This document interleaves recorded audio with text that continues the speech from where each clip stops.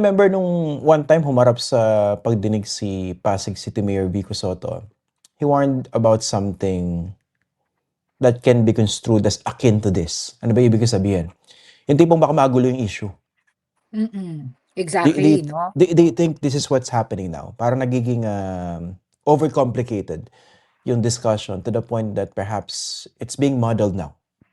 Yes, and that is why, yoong kailangang makulong, provided na meron na silang mga sabi nila kasi they're also making sure na solid ang kaso, ay kailangang makulong na, bilisan na. Bakit? Kasi the more na humaba, the more na madaming sasawsaw at maraming, usaping mangyayari na baka ang kahihinatnan nito ay wala ng maniniwala doon sa kahihinatnan, 'di ba?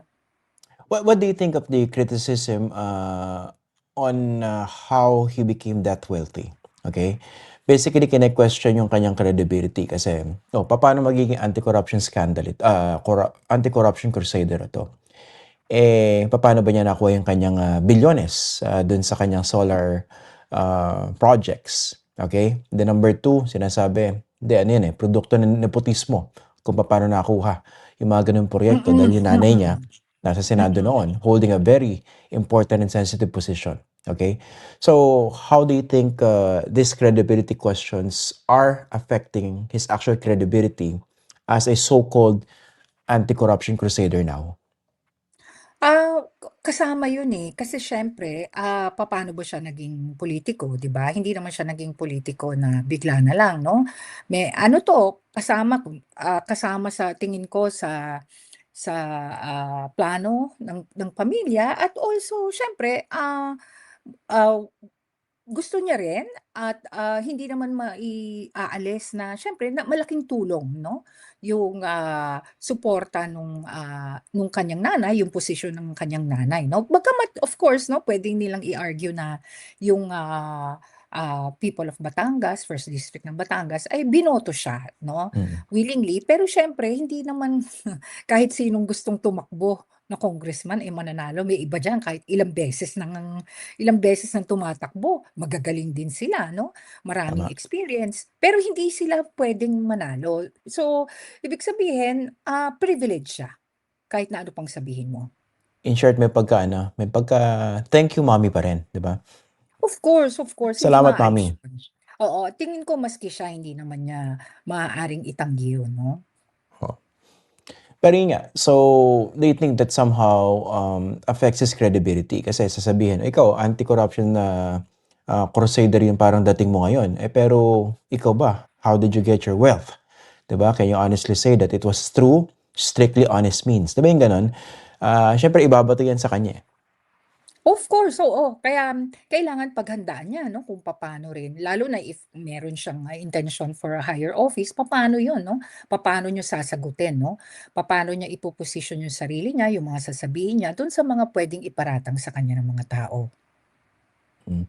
Isa ko iniisip dito, Prof, 'no, of course, yung isang banda yung pinag-uusapan natin, yung mismong si Congressman Leandro Leviste. Tapos sabi ng Malacanang, 'di ba, walang probative value yung kanyang mga pasabog, Mm. okay? So tinatanong din, 'no, dapat daw malaman kung paano niya nakuha yung mga dokumento na yun. So basically, that's procedural and that is also very important. Pero sa akin naman, 'di ba puwede rin namang gamitin ito kanyang mga pasabog as a take-off point for other agencies. Of course, kasama diyan yung Kongreso, para i-validate. Teka, totoo ba yung sinasabi ni Leandro Leviste? Kasi iba medyo ano 'no, medyo, supot. 'Di ba kunwari accusation niya dito kay Terry Mm. Ridon, miski medyo minasahe niya pagkatapos, clearly nagkamali siya dun. Tapos Oo, lumalabas yun yung nga. isa, matagal na palang namayapa yung isang kongresista, papaano magkakaroon ng insertion, okay? So meron dalawang ano na, may dalawang black eye yung kanyang pasabog. Pero ang point ko yung iba, 'di ba? Puwede mo siyang gamitin for further validation. What do you think? Yes, yes, tama ka 'no. At, yun yung ano 'no, yun yung dapat talagang response sa kanya ng mga ahensya. Ang nangyayari lang kasi natatalo siya, eh, kasi nga yun nga yung dun sa talakayan kasi yung mga yung dalawang pasabog niya na medyo, ah palyado. Ang tingin ko dala rin yun siguro, I think yung pagmamadali, hindi masyadong na-vet 'no? Kasi yun yung problema din na, kailangan mag-press con agad, kailangan, maglabas agad 'no, mag-video agad, yung mga gano'ng bagay. Meron pa siya ng ano 'no, parang naiyak pa rin sa isang, online press conference 'no, yung gano'n, eh. Medyo ano ba 'yun, mukha bang credible or may pagkapang-FAMAS? Yun na nga, sa akin din, again baka ako lang, I did not find it genuine although para sa akin ang galing ng mga lalaking umiiyak 'no, in public pa, very secure Mm, about their, masculinity. Kaya lang yun nga, um, hindi rin maganda rin kasi para sa isang ganyang kabata na umiyak ka, na napakakonektado mo sa nanay mo. You know what I mean? So, para kang, alam mo yun, parang nagmumukha kang crybaby. Although at saka ang nangyayari meron kang sinisiwalat, ang nangyayari nafo-focus sa'yo. tama. Kasi dapat ang Mm. mensahe mo yung sinasabi mo, yun ang pasabog mo, 'di ba? Oo, I Hindi remember oo.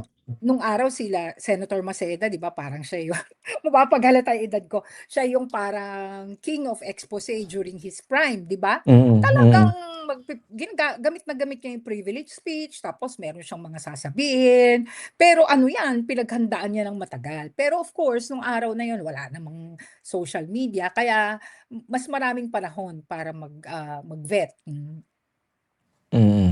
Yung dito kasi kay Congressman Leviste, I don't know kung sino handler niya 'no, although may nadinig ako meron siyang kinontak.